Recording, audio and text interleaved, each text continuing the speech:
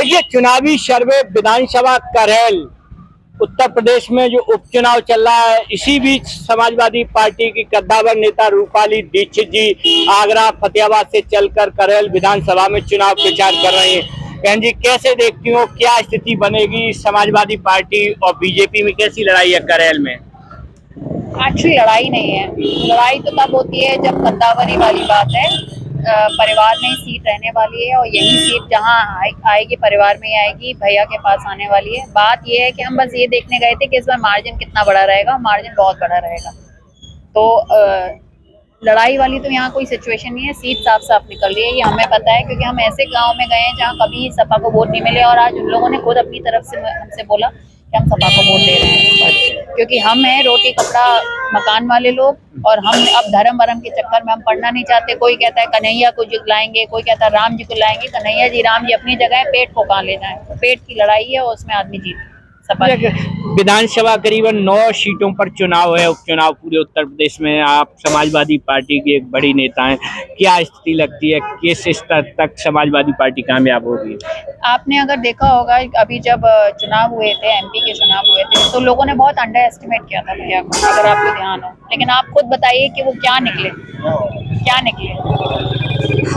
उन्होंने बिल्कुल एक तरीके से चक्र घुमा दिया। तो आप ये सोचिए कि जो व्यक्ति उत्तर प्रदेश में अपनी ताल ठोक सकता है, वो भी जब एमपी सेंट्रल के चुनाव थे, एक लौता व्यक्ति पूरे उत्तर प्रदेश की बिल्कुल धरती को हिला सकता है। आप सोचिए कि वो 9 सीटों पे कहाँ पहुंचेगा। मैं तो सोच रही हूँ 9 सीटों का है, अगर यहाँ पर अगर 20-30 सीटें होती तो भी मामला गठित बना हुआ था। 2027 चुनाव, ये सेमीफाइनल है उपचुनाव। 2027 में कैसी बीजेपी और समाजवादी की लड़ाई कैसी रहेगी उत्तर प्रदेश में? देखिए, आप ये बात तो मानिए कि माहौल तो बन गया है, पर सबसे बड़ा इस चीज में ये हुआ है कि पहले सपा एक माइंडसेट था कि सपा सिर्फ यादवों की पार्टी है, वो अब खत्म हो गया है। अब वो प्रॉपर समाजवादी पार्टी बन गई है। वो ब्राह्मणों की भी है, वो पीडीए की भी है, वो ओबीसी भी की है, वो SC/ST की भी है, वो सबकी है।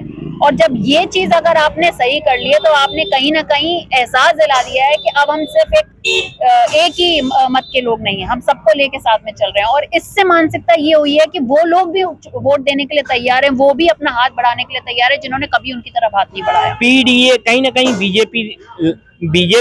बीजेपी की जो नेता हैं आरोप लगाते हैं कहीं हाई कास्ट के लिए इसमें नहीं पीडीए में जोड़ा, कैसे देखते हैं? आधी सपा बीजेपी में चली गई है, ये बेकार की बात है। जिनको जो मुद्दे बनाने हैं वो बनाएगा। मेरी साफ बात यह है कि रोटी कपड़ा मकान की लड़ाई है, ना कि कन्हैया जी की है, राम जी की। और जो अपने पेट की सोचेगा, जो गैस की सोचेगा, बिजली की सोचेगा, शिक्षा की सोचेगा, उसे पता है उसे वोट कहाँ देना है। मोदी सरकार इस टाइम देश में चल रही है, क्या चंद्रबाबू नायडू और नीतीश पूरा कार्यकाल करने देंगे या हो सकता है बीच में नैया डूब सकती है बीजेपी सरकार? मोदी सरकार मेजोरिटी में कहाँ चल रही है, मदद ले लेके चल रही है। किसी का कंधा ले रही है, किसी का सहारा ले रही है। अब आपको लाठी चाहिए, साथी चाहिए, तो अब तो हम उसमें कुछ नहीं। हम तो भाई इकलौते होके बनाते हैं। हमने साथ सबका लिया है, लेकिन हमने किसी में कंधा नहीं लिया। कंधा बिरादरी वो हो गई है, कंधा बिरादरी। तो अब आप ये मत बोलिए कि मोदी सरकार वाला मैटर है भाई। अब एक सेकंड में अब नीतीश बाबू का ना मन बदल जाएगा तो फिर देखेंगे मोदी सरकार कहाँ जाएगी। ये तो बेवकूफपने की बात। लास्ट क्वेश्चन बहन जी, अयोध्या में जो बीजेपी की हार हुई है, पूरे देश में बल्कि दुनिया में किरकिरी बीजेपी की हुई है, कैसी देखती हो?